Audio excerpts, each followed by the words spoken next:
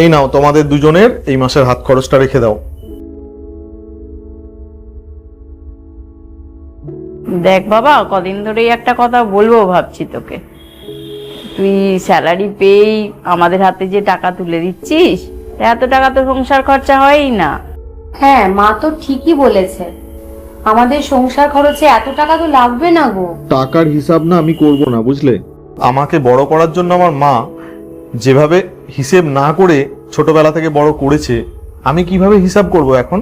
সেদিনের সেই ছোট চারা গাছটা বড় হয়ে যখন ফুল ফল দেবে, সে কি হিসাব করতে পারবে?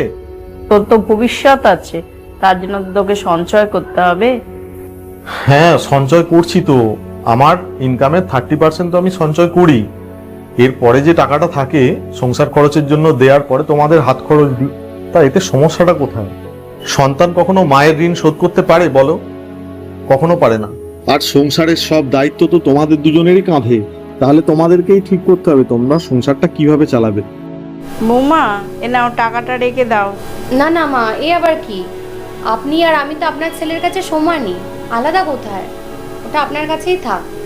তুমি আশীর্বাদ করো যেন অনেক বড় মানুষ হতে পারি আর অনেক অর্থ উপার্জন করতে পারি, যেন পরিবারের সাথে সাথে সমাজের পাশেও দাঁড়াতে পারি। অবশ্যই বাবা, তুই অনেক বড় হ, সবার পাশে থাকিস।